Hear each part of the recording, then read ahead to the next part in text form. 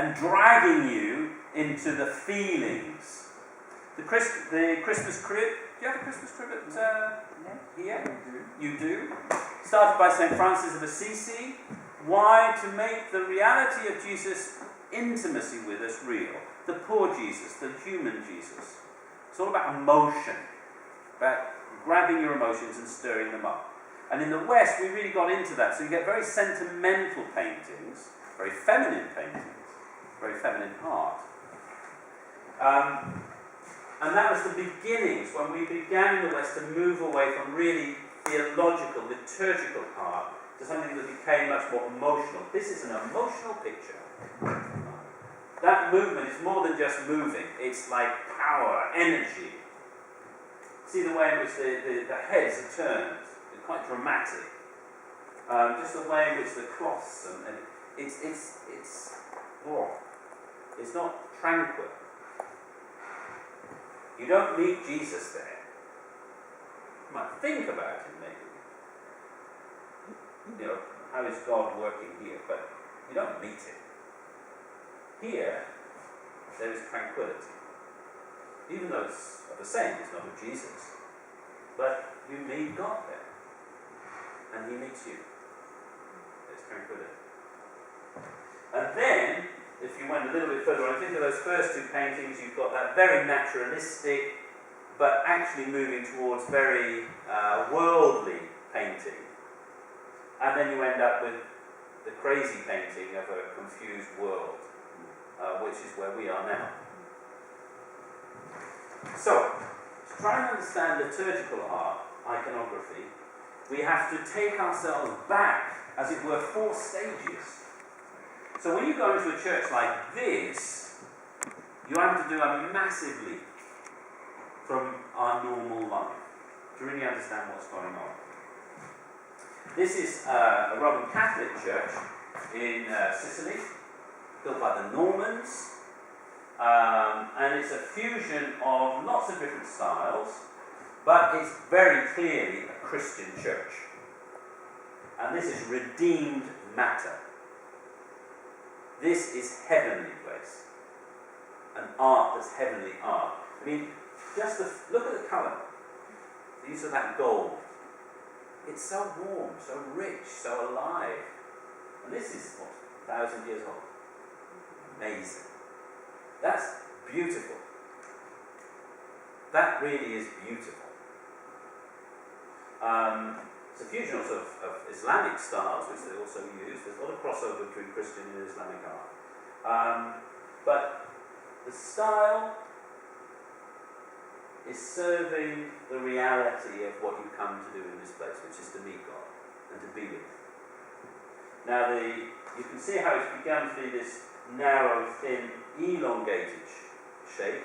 This is because in the West we began to sort of think about God and us and this sort of tremendums, the God and so there's a slight separation. In the East, they got this sense of holiness, the otherness of God, by making an iconostasis, this screen, which to show that the altar was a very holy place. It's the same sort of process that people are saying, well, yeah, we're intimate with God, but we don't want to be too familiar. We don't want to be contemptuous of Him. So trying to put some sort of dignity back. I myself don't like the iconostasis. I think that's a late aberration, and I think it's not always very healthy, but that's my opinion.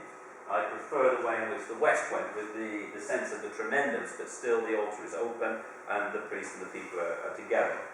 Okay. But that's a theological discussion about what's happening in our liturgy. And the art is involved in all of that. So you can see here the person of Jesus dominating the whole space. Here, the screen decorated with Jesus, Mary, and the saints. You know it's a holy place, and they're here with you. It's not cutting you off. It's the icon is bringing you into relationship with the realities that are being celebrated on the other side. And it's important to understand that. It's not about dividing you off. It's actually about a way of it articulating, speaking about the intimacy between you. So art, Christian art, is drawing out the realities that people are experiencing them and sharing them. The thing about art is you share it. You know, when I put those photographs up and I asked you what you thought, you could all interact with that. So you were sharing something. And in a Christian liturgical space, that is what's happening. Now, I just want you to think about worship. One of the problems in the West is our worship, I think, has become a little unchristian. It's become very individualistic. In the East, it's different. This is a village in Palestine that's 80-90% Christian. You know, and they're all Arabs. You know, when people start going about the Arabs and terrorists and all this sort of stuff, these are the people you're talking about. Okay. All of this happens every year for Easter. You want to celebrate Easter? Go east. And in Bejala, which is this village, is where I began my work in Palestine, restoring the church of St. Nicholas. You know Father Christmas? When he lived in the church there, in the cave. The cave is still there, and they built a church on the top, and that was knocked down, and they built another one and knocked down. And eventually they built one in 1925, and then that, of course, was hit by Israeli rockets and bombs and all this sort of stuff, and there's all sorts of miracles about that. But it needed some restoration, and I went out there to restore the paintings, which is, I do that for free. I don't get paid for that work. They just look after me. So I went out and lived with this community, and Easter, when we celebrate Jesus' resurrection, wow. Holy Saturday, they have the Nur, the light, in the Holy Sepulchre. The Orthodox, the Patriarch goes into the tomb of Jesus, and by a miracle, a flame appears that does not burn every year. And the light is, he comes out with these candles which spontaneously light in the tomb of Christ, and he brings it out, it's Christos Anesti. And the light is then spread, they light the candle and it spreads, and then they bring the light to Athens, to New York, to Bejala. And they have this big reception. The whole Christian town turns out to welcome the light of Christ. It is just brilliant. If you want to celebrate being a Christian, go east. Because they really know how to do it in style. Even if you don't believe, you get caught up in it. You know, it's brilliant. And I'm just going to play a little video here. This is the scene as they bring the light. You see here, you can see the Archimandrite, and there's the lantern, which has got the light in it. And this is the crowds of people spring around. This the priests that work in the church there, carrying the book of the Gospels and an icon in front of here. And then they come into the church. Now just look how they cram into the church. It's a very different feeling to our very individualist, being quiet, sit in the pew, don't move. Whoops, that was not supposed to happen. No, can I redeem that? Yeah.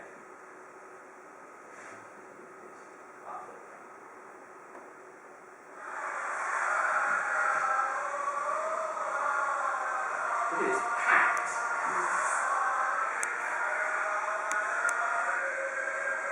Listen to that singing, it's rugby song singing. It's real from the guts, and we are celebrating this. And that's the light there. That's where they brought that from Jerusalem in solemn procession. The scouts turn out with bagpipes. And you just feel the excitement. The icons are part of that culture. See how it's celebrating the whole of life? It's like everything. It's not just the pious stuff. It's the whole of life. And iconography is part of why they do that. Because the art is about the whole of life. About the whole of creation. It's about the whole of your humanity being touched by God and woven together in a new way. And it's fun. That's what's really good about it. I mean, even though I don't speak a word of Arabic, and I understand nothing in terms of, like, the Orthodox liturgy is I mean, I know bits of it, but you just get carried away. You've been and you've met Jesus. And isn't that what it's all about? I mean, really. And that happens there. Even if you don't even realise it. And the art, the icon, is part of that. And that's what's so amazing. Now this is the chapel where I have the Bethlehem Icon School. Big plug. One of the things I try to do out there is to bring people from the West to go and live on the other side of the wall. You know, everybody says it's unsafe, and you know, the Arabs, they'll kill you and kidnap you and blah, blah, blah, blah. It's rubbish. You're very safe. Actually, you're safer there than in Jerusalem, where you can get mugged or have your car stoned by some Jewish zealot because you're driving on the Sabbath. And the sisters here in this tiny little convent are Catholics, and they're Benedictine sisters, and originally they're from France, and 50 years ago, a bishop, a Greek Catholic bishop from the Middle East. Greek Catholics are Orthodox who've been reunited with the Pope, but they still carry on. They have married priests, they have the Greek Orthodox liturgy, etc., etc. So the bishop, the Greek Catholic bishop, didn't have any religious sisters, and he wanted to restart religious life. So he went to this group of nuns and he said, would you come and set up a convent? The only problem was they were French, they were Latin Catholics, like Western Catholics, didn't know the Byzantine liturgy, they didn't speak Arabic, and they said yes. And they went to Lebanon, first of all, and in 2 years they learned Arabic, and they learned the Byzantine liturgy, and then they went to Bethlehem and they started this monastery, and they're still there, now with new vocations. And this is their chapel that was decorated by Romanian iconographers, Romanian Orthodox iconographers, and even though the chapel is smaller than this room, you can have this you can see on there a wonderful feel. And all the walls are painted with the life of Jesus. It's marvellous. You've got the four evangelists. You see, you've got the four evangelists, and there's a dome here, which is heavenly, and at the head top is the face of Jesus looking down from heaven, and around are the angels, because when we worship together with God, there are the angels with us, even if we don't see them. And then there's the scenes from Jesus' life. Over here are to do with, I'm trying to remember, I think that may be Cana in Galilee, for example. So you find yourself rubbing shoulders, just like on that icon, the video. You know, everybody was sort of all bustling and crowds of people and stuff. That's exactly what's happening in the space, except that the artist has made the spiritual realities visible. So the iconographer is making, through paint, through colour, through line, the beauty of heaven present in that particular space.